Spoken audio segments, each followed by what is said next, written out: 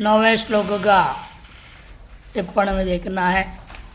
मदर्ते तजीविता कहा उसने, अन्ये च भावशुरा मदर्ते त्यक्त जीविता। इसका मतलब उन्होंने जीवन का उद्देश्य कोई नहीं समझा। न मोक्षार्थे जीविता है, मोक्ष के लिए नहीं जी रहे, दुर्योधन के लिए जी रहे। इतने घोर अज्ञान है, स्पष्ट प्रतीत होता है। न मोक्षार्थे जीविता, यद्यपि युद्ध विशारदा। क्यों ऐसे हैं वो? क्योंकि केवल युद्ध विशारदा, न विवेक विशारदा। विवेक में वो कुशल नहीं है, अविवेकी लोग हैं। अति युद्ध में विशारद है और मोक्ष को परित्याग करके दुर्योधन के लिए मरने को तैयार है। ये तामस स्थिति बनती है। ये अन्यार्थिनः ते न वेदांताधिकारिणः। सामान्य नियम इसलिए है, जो मोक्ष से भिन्न को चाहता है ये अन्यार्थिनः, अन्य मने मोक्ष से भिन्न, वे वेदांत के अधिकारी ही नहीं हो सकते। नाना शस्त्र प्रहरणा, पूर्व में भी आया था, वही अर्थ यहाँ भी लेंगे। नाना विधानी शस्त्राणी शूल चक्र गदा खड्ग शक्ति परिघादीनी, परिघादीनी धा हो गया, परिघादीनी प्रहरण साधनानी, येषाम प्रहरण साधन है जिनके, उन्हें कहता है नाना शस्त्र प्रहरणा। और उसको अपने में कैसे घटाएंगे?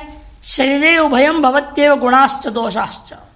शरीर में आपके सुशरीर हो, सुख शरीर हो, सभी में गुण दोष विद्यमान। त्रिगुणात्मक जगत है, त्रिगुणात्मक शरीर है, तो गुण दोष तो रहेगा ही। और आयुर्वेद तो मानता ही स्थूल शरीर में त्रिदोष होता है, वात पित्त कफ। इनका सम होना ही आरोग्य है, और वह बहुत ही विरल होता है। अधिकतर कुछ न कुछ क्षमता रहती है, प्रकट हो या अप्रकट हो। जब प्रकट होता है तो आपको रोग सामने आ जाता है। अब प्रकट हो नीचे नीचे धीरे धीरे पलते रहता है, कोई एक दोष, एक कोई न कोई एक दोष पलते रहता है। मौका लेकर वो आगे आ जाते हैं। अच्छा, दोषयुक्त तो है ही, और गुणों की भी कमी नहीं है। हम अपने अंदर विद्यमान गुणों को पहचान, उसको निखारेंगे या दोषों को इस्तेमाल करेंगे, अपने पुरुषार्थ के अधीन होता है। इसलिए कहते हैं स्वभावस्तु धर्म एवं। स्वभाव क्या है? हमारा गुण है, धर्म है। और जो दोष और आगंतुक हमेशा आया हुआ है, अधर्म ऊपर से लादा हुआ है, दोष बाहर से आया हुआ है। इसलिए कहते हैं स्वभावस्तु धर्म एवं आगंतुकंतु अधर्म। और अधर्म तो आगंतुक है। क्योंकि आप देखते हैं कई बार प्रसंग इससे उठता है तो कथाकार लोग होते सब बताते ही हैं, आपका स्वभाव सत्य बोलना है, लेकिन झूठ बोलना सिखाया जाता है। बच्चे को माता ने बोल देना पिताजी घर में नहीं है, जाओ बोलो उधर। वो जाके क्या बोलता है? पिताजी बोले या माँ ने बोले कि भाई पिताजी नहीं है, बोलना है, मैंने इसलिए बोल दिया। क्योंकि पिताजी है क्या अंदर? हाँ है, लेकिन उन्होंने कहा ना ऐसे बोलो, इसलिए हमने बोल दिया। सत्यता स्वभाव में है, लेकिन डांट पड़ता है, नहीं तुमने ऐसे क्यों बोला, पिटाई कर देंगे उसको। अगले बार से सावधान हो जाते, नहीं फिर तो जैसे बोले झूठ बोलना पड़ेगा, सच नहीं बोलना। झूठ बोलना सिखाया गया है, आगंतुक हुआ ना वो। स्वभावतः सत्य धर्म गुण आपका अपना स्वभाव है। क्योंकि निर्गुण निराकार ब्रह्म ही जब जीव भाव को प्राप्त सोपाधिक हुआ, अविद्या मात्र जब आवरण मात्र है, मल विक्षेप जब तक नहीं है, तब तक जो है आप अपने स्वरूपतः अभिन्न नहीं रहेंगे। अविद्या कुछ बिगाड़ती नहीं है, जो मल विक्षेप होता है ना बाद में, ये बिगाड़ने वाले, ये आगंतुक चीजें होती हैं। इसे व्यक्ति को यहीं पर विवेक करना होता है कि मुझे किसको लेके चलना है, किसको लेके नहीं चलना है। इसलिए कहा शिक्षाकारों ने, यदि इच्छसि वशी कर तुम जगत देके न कर्मणा परापवाद सस्येशो चरंतिंगाम निवारय। यदि आप संपूर्ण जगत को अपने वश में करना चाहते हो, एक काम करने से भी इस पूरे के पूरे जगत वश में आ सकता है। ये केन कर्मणा, यदि जगत वशी कर तुम इच्छसी, तो कर्म क्या है? एक ही कर्म वह है, परापवाद सशेषो चरंतिंगाम निवारय। दूसरों का अपवाद, दूसरों की निंदा, दूसरों पर आरोप, दूसरों की कमियां खोजना, दोष खोजना, दूसरों की गलतियों को ही देखना, ये परापवाद है। इसमें आपकी इंद्रियां जो दौड़ रही हैं, इसको रोक लो। परापवादेशु चरंतीम गाम मन इंद्रिया, गौ इंद्रिया, इसको आप निवार्य रोकिएगा। गाय जहां हरा चारा दिखाई दो नहीं देखती गाय किसका खेती है कि नहीं? हरा भरा दिखा तो घुसेगी, वो खाएगी। तथा सस्य शुगाम चरंती, तथा आपकी इंद्रियों का भी स्वभाव बन गया है एक तरह से परापवाद करने का। यदि आपका स्वभाव नहीं था, अनेक जन्मों का अभ्यास हो गया है कि अपने स्वभाव को अपने दबा लिया और इसको स्वभाव बना लिया। दूसरों की कमियां देखो, दूसरों के दोष देखो, दूसरों पर दोषारोपण कर दो, झूठे झूठे आरोप लगाओ, और कईयों को इससे मजा आता है। ये जितने चुगलखोर चमचे होते हैं उनका काम यही होता है। आपके अंदर कोई दोष ना भी हो, जाके वहां कुछ दोष बोल देंगे।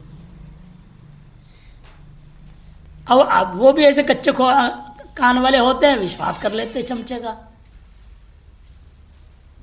और उसको उसके खिलाफ कार्रवाई शुरू कर देते हैं। ये महंत मंडलेश्वर होंगे, एक कच्चापन यही है, उनके कान कच्चे होते बहुत, परखते नहीं, कोशिश नहीं करते भाई सच्चाई जानो क्या है क्या नहीं है, चमचों पर आप आधारित और व्यवहार कर देते हैं।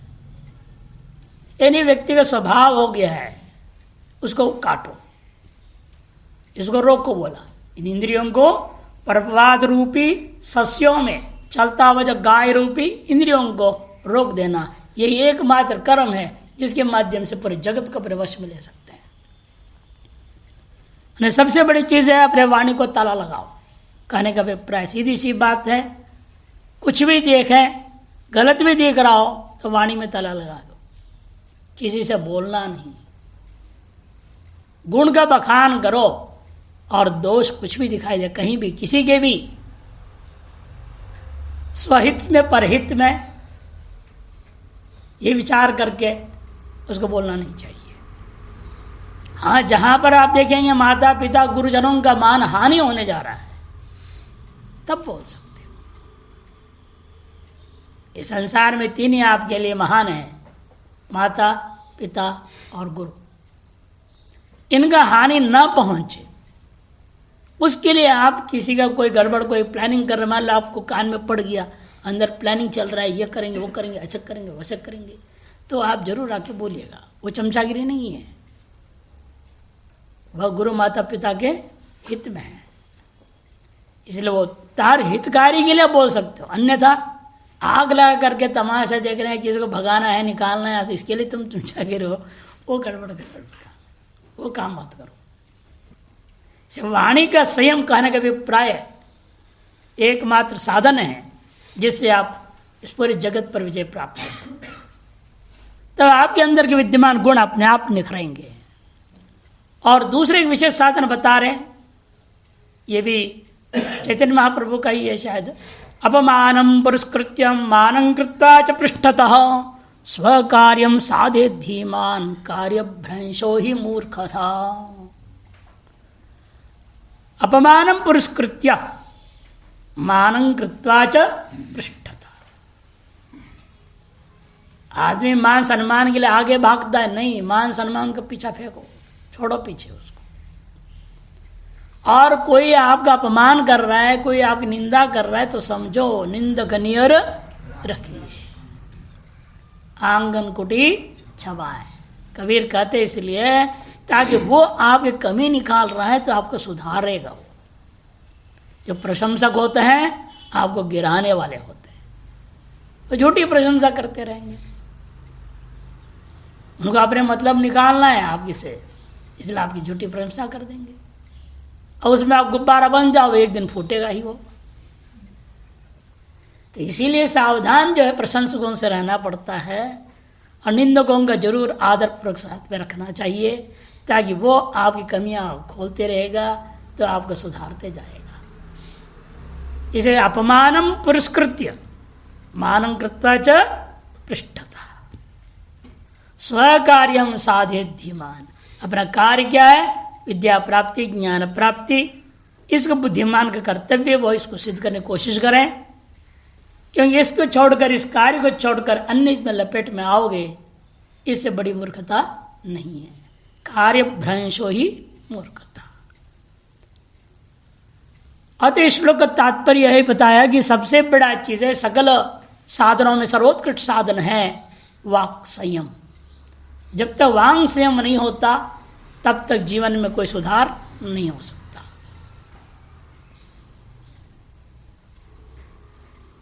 इसलिए सुखदेव महाराज भागवत में क्या कहे? जिते रसे जितम सर्वम। यदि आप रसनेन्द्रिय को जीत लिए तो सारी इंद्रियों को जीत लेंगे अपने आप। ये खाद्य रहे ना, खाते पीते किससे आप?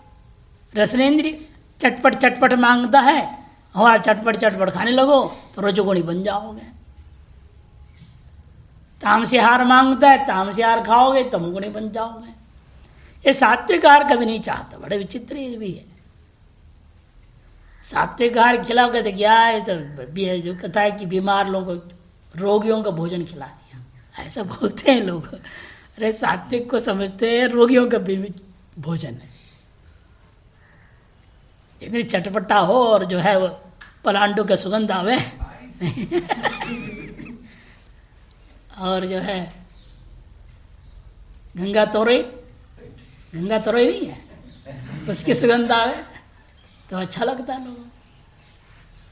समझ नहीं, तमगुणी है। रजोगुणी को बड़ा मिर्च मसालेदार चीज चाहिए। सात्विक आहार पसंद करना ये भी अनेकों जन को पुण्य ही होता है। उसके बिना रसनेन्द्रिय पर विजय प्राप्त नहीं कर सकते। प्याज लहसुन भी तामस आहार है। तो इसलिए जो है इन चीजों को परित्याग करके सात्विक आहार अपनाओगे तो रसनेन्द्रिय संतुष्टि ध्यान न देते हुए सात्विकता पर ध्यान दें। एक को एक ने आया तो हम उनसे कहा कि महाराज आप जो पीते हो चाय हमको पिलाइए। हमने वही काढ़ा पिला दिया जो हम पीते हैं रोज। तो कह रहे स्वामी जी क्या आप पीते हो? मैंने कहा देखो आपका स्वास्थ्य चाहिए कि स्वाद चाहिए? दोनों स्व से शुरू होता है। स्व का नाश करने वाला स्वाद है। स्वमेव अतिथि स्वाद, स्वयं को खा जावे उसी का नाम स्वाद है। स्वस्मिन तिष्ठति थी स्वस्थता तस्य भाव स्वास्थ्यम। आपको अपने स्वर पर टिकाने वाले का नाम स्वास्थ्य होता है। अब सोच लो, स्वास्थ्य चाहते हो कि स्वास्थ्य चाहते हो? अभी वही कण पढ़ लिखा था, समझने के बाप रे आपने तो ऐसा अर्थ बता दिया, आज से तो स्वाद तो हमेशा लिए त्यागना पड़ेगा। बिल्कुल, ये स्वाद ही विनाशक है। स्वादिष्ट चाहिए। समझो तुमको खाने वाले को तुम चाह रहे हो, इससे बचो।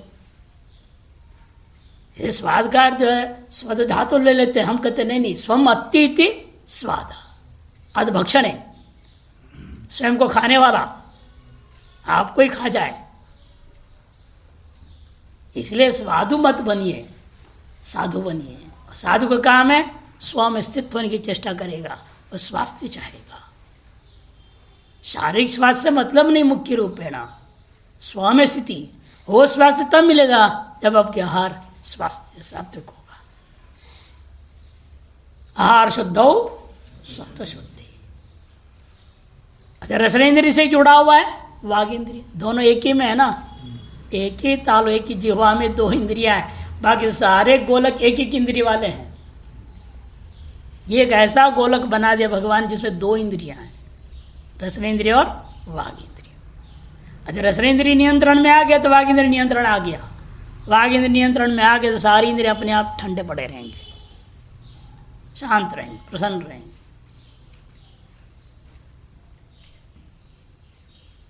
अभी हम लोग हम देखते रहते अपने आप ही, जो कर्मचारी लोग रहते हैं कि काम करने जाते हैं बाजार, जो है दिन में करके आते हैं, फिर शाम को आते हैं, और वो काम भूल गए तो रात में जाते हैं, तो समझ लेना चाहिए समोसा खाने गया है।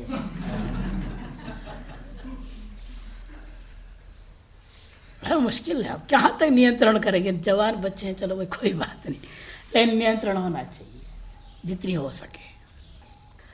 इसी तात्पर्य हुआ। अब आइए 10वें श्लोक में, अब दोनों साधनों की तुलना करते हैं। राशि तामसी साधना एक तरफ है, एक तरफ सात्विकी साधना है, युधिष्ठिर की सेना और इधर अपना दुर्योधन की सेना। दोनों सेनाओं की तुलना स्वयं दुर्योधन कर रहा है। करने वाले के ऊपर मध्यस्थ होना चाहिए असली तुलना करने के लिए, लेकिन एक तरफ वाला आदमी है दुर्योधन, वो अपनी साधन को श्रेष्ठ कहेगा ही, दूसरे के साधन तो घटिया बोलेगा। इसे श्लोकों को 4 तरह से घटाया जाता है, 4 पक्ष है श्लोकों का। पहले सामान्य श्लोकार्थ ले लेंगे, टीका भी ले लेंगे, बाद में चारों पक्षों में जाएंगे। अपर्याप्तम तदस्माकं बलम भीष्माभिरक्षितम् पर्याप्तं त्विदमेतेषां बलम भीमाभिरक्षितम् अपर्याप्तं तदस्माकं बलम भीष्माभिरक्षितम् पर्याप्तं त्विदमेतेषां बलम भीमाभिरक्षितम्। तद अस्माकं बलम, हम लोगों का वह यह जो सेना रूपी बल है, भीष्म के द्वारा विरक्षित होने से दूसरों के द्वारा विजय पाने के लिए पर्याप्त नहीं है। अपर्याप्त में अनलम भवति, अलम न भवति। पर्याप्त में अलम, अपर्याप्त में अलम न भवति, माने दूसरा कोई हमारी सेना को जीत नहीं सकता। और उनकी सेना कैसी है? तू किंतु इदम एतेषाम, ये जो बल है इन लोगों युधिष्ठिरादियों का, वो भीम से विरक्षित होने के नाते वो हमारे द्वारा विजय पाने के लिए पर्याप्त माने अलम भवति, समर्थम भवति, हम अनायास उसको जीत सकते। कारण 2 है, दोनों भा से शुरू हो रहे, एक तो भीष्म एक तो भीम, दोनों भयंकर अर्थ वाले ही है। भीषास्माद्वात पवते, भीम भी भयार्थ वाले, ये भी भय धातु से बना है, दोनों ही भयार्थक ही हैं। लेकिन अंतर क्या है? भीष्म एकाग्र चित्त वाले हैं और भीम चंचल चपल चित्त वाला है। ये दोनों में अंतर है, दोनों भयंकर है। लेकिन एक चंचलता युक्त एक एकाग्रता युक्त है, तो ये एकाग्रता युक्त का ही विजय निश्चित है, चंचल युक्त का हार निश्चित हो जाता है। यह मान करके वो बोल रहा है। और दूसरी तरफ से लीजिए, अभी आध्यात्मिक दृष्टिकोण से विचार करते हैं। भीष्म के द्वारा रक्षित माने विवेक युक्त से रक्षित, कि भीष्म से बढ़कर उस पूरी सेना में एकमात्र भगवान कृष्ण को छोड़कर कोई दूसरा था ही नहीं, कि भगवान कृष्ण तो सर्वज्ञ, उनको छोड़ दो, उनकी गिनती मत में लो, वो अलग है। बाकी जितने थे उनमें से सबसे सर्वोत्तम ज्ञान वाला एकमात्र भीष्म ही थे। द्रोणाचार्य से भी बढ़कर, कृपाचार्य से भी बढ़कर ज्ञानी, शरशैया पर पड़ गए थे। क्या कहा द्रोणाचार्य ने भी, भाई अब सीख लो, जो सीखना अंतिम उपदेश इनसे ले लो, इनके पास जितने ज्ञान है कोई नहीं दे सकता।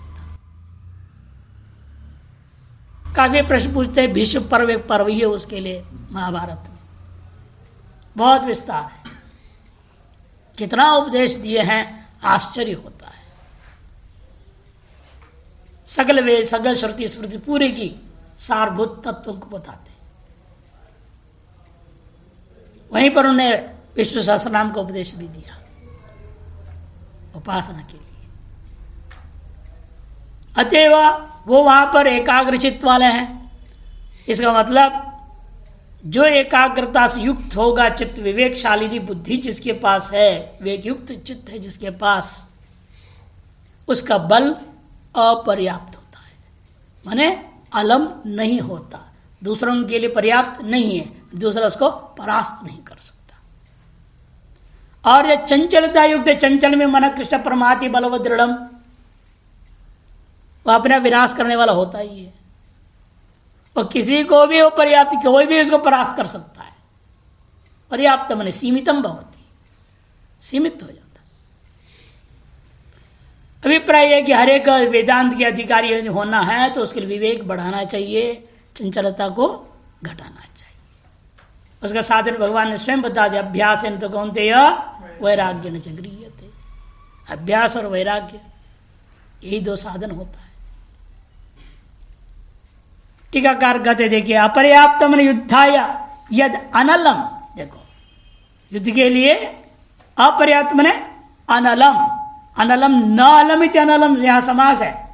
अनलम का अनल शब्द एक बार रूढ़ भी होता है अग्नि में, अनल शब्द अग्नि में वाचक भी है, वो यहां नहीं है क्योंकि यहां नए समास लेना पड़ेगा। अपर्याप्तम है, अलम इति अनलम, अलम न भवति, अलम न भवति इति अनलम, ये यहां पर है। अग्नि और पर्यावाच्य नहीं लेना यहां पर। अलम न भवति इति पर्याप्तम न भवति करते, अलम न भवति। क्या अलम न भवति? अस्माकं निरुक्तेभ्यो भिन्नम तद भीष्माभिरक्षितुम, निरुक्त उन लोगों का जो सेना है, बल है, उससे भिन्न जो हमारी बल है, सेना है, भीष्माभिरक्षितम, भीष्मेण अभितः शरीर वाक् शास्त्र अस्त्र बलेन रक्षितम। देखिए सब तरफ से भीष्म के द्वारा हमारी सेना रक्षित है। क्या क्या है उनके पास? दिव्य शरीर है, अजेय शरीर है, कोई उसे जीत नहीं पाया, और वाणी में भी ज्ञान की कोई कमी नहीं है। अतः वाक सामर्थ्य भी तरह प्रबल है, एवं शास्त्र बल भी है, अस्त्र बल भी है। चारों प्रकार से बल से युक्त होने के नाते, रक्षित होने के कारण हमारे जो बल है वह दूसरों के लिए अलम न भवति, पर्याप्तम न भवति, विनाशकम न भवति इति मम। हाँ, शस्त्रास्त्र बोलते हैं, वास्तव में शास्त्र ज्यादा अच्छा है। शस्त्र और अस्त्र में अंतर भी क्या है ये भी समझ लो। अस्त्र किसको कहते हैं? शस्त्र किसको कहते हैं? तलवार आदि नहीं, फेंकने वाला अस्त्र है। अब बाकी जो अपने पास से साधन रहता है और हम मारते हैं, जैसे धनुष है, वो अपने हाथ में है, वो शस्त्र है। जब फेंका जाता है, भाला फेंक देते हैं, शक्ति नाम का अस्त्र तो फेंक दिया जाता है, तो फेंक करके मारा जाए, प्रहार किया जाए, वो अस्त्र कहा जाता है। असु क्षेपणे धातु है, फेंकना। इसे शस्त्र होता ही है, लेकिन हम शस्त्र से अधिकतर ले जाते हैं शास्त्र की ओर। क्यों? ये गीता में ही कहा आपको, इसी में आगे जाकर के असंग शस्त्रेण दृढ़ेन चित्वा। असंगता क्या है? शास्त्रीय साधन है। वह शास्त्र एकमात्र में असंगता को शिक्षा देता है, और उससे बड़ा शस्त्र नहीं है हमारे पास। अतः शस्त्र लक्षित होता है हमेशा ही शास्त्र में कथित असंगता। और वो भीष्म में था, तभी तो अखंड ब्रह्मचारी रहे। वो कहीं संग हुआ? किसी के साथ में उनका संग है? असंगता में दृढ़ रहे हैं वो। इसीलिए उनको कहा जाता है शास्त्र में प्रावीण्यता थी, कुशलता थी। अतएव हम अधिकतर ऐसे स्थलों में शस्त्र से लक्षित कर देता हूं शास्त्र को। अस्त्र बलेन रक्षितम सत मम जय संपादनाय पर्याप्तमेव भवति, मेरे विजय की संपादन में पर्याप्त ही है महापुरुष आश्रय बलादिति, क्योंकि महापुरुष के आश्रय हमारा सबसे बड़ा बल है।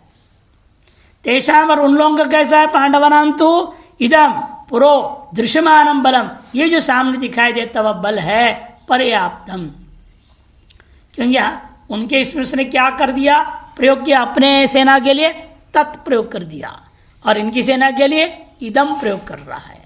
तत् माने हमारी जो सेना जो दिख रही यही नहीं है हमारा असली बल। हमारा असली बल कैसा है, परोक्ष है, और इनका सब कुछ अपरोक्ष सामने दिख रहा है।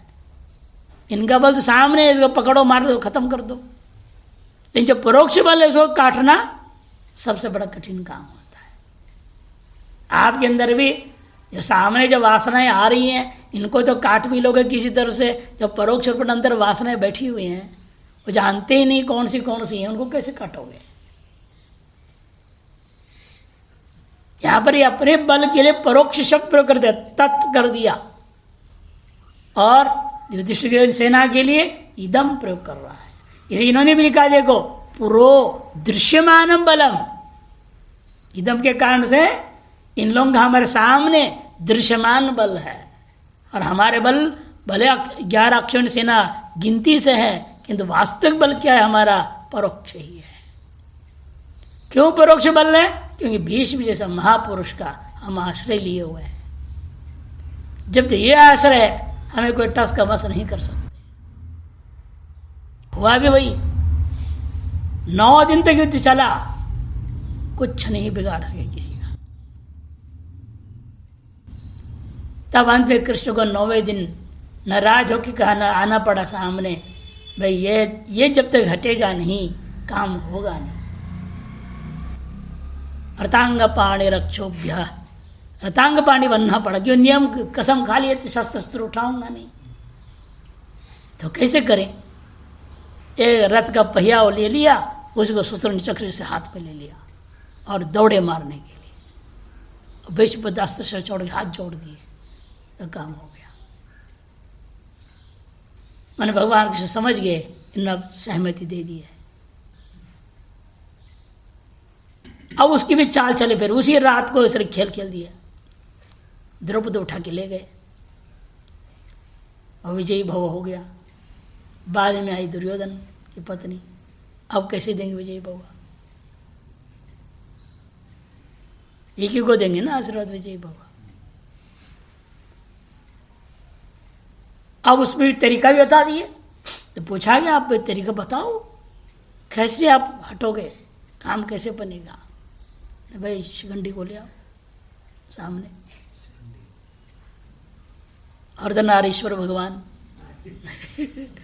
है, शिखंडी से अर्धनारीश्वर लिया जाता है शास्त्रों में। आज्ञा चक्र के अधिष्ठात्र देवता अर्धनारीश्वर सांब शिव है। यहां भी अर्थ आएगा अध्यात्म पर जब लेंगे तब जब शिखंडी का नाम आता है। इसलिए पर्याप्त भी भीमेन अभिरक्षिताम सत अपर्याप्तम एवं, इसलिए दृश्यमान बल पर्याप्त होते हुए भी भीम की तरह अभिरक्षित होने के नाते वो अपर्याप्तम में भवती, ऐसे उभयान्वयी कर दिया। पर्याप्त अपर्याप्तम शब्दों को अपने में भी घटा दिया, अपर्याप्त पर्याप्तम, और उनके लिए पर्याप्त भी अपर्याप्तम ऐसे घटा लिया। हीन पुरुषाश्रयात इति भाव, हम तो महापुरुषाश्रय लिए हुए हैं भीष्म का, और वो लोग चंचल चपल जो भीम है वो हीन पुरुष है, उसका आश्रय लिए हुए हैं इति भाव। तो अन्यथा व्याख्यान संधि प्रसज्जित, इस अतिरिक्त अन्य कोई व्याख्यान लेना चाहोगे अनेक प्रकार के संधि विच्छेद गड़बड़ करना पड़ता है, इसलिए हमने व्याख्यान लिया करके शंकरानंद जी कहते हैं तद दर्शनाद एवं तद अदर्शनाद एवं एवं युक्तमिति भाति। संधि कार्य आदि न होने के कारण से हमारे जो पता है व्याख्या ही उचित है, यही लगता है भाति। अब आइए यहां पर साधन यो तुलना, दोनों साधनों की तुलना की जा रही है, दैवी साधना और आसुरी साधन। दो ही होता है, दैवी संपत्ति और आसुरी संपत्ति। इसे साधन भी दैवी साधन और आसुरी साधन। आसुरी जिसको राजसी और तामसी वो आसुरी कहा जाता है, और सात्विक का नाम दैवी कहा जाता है।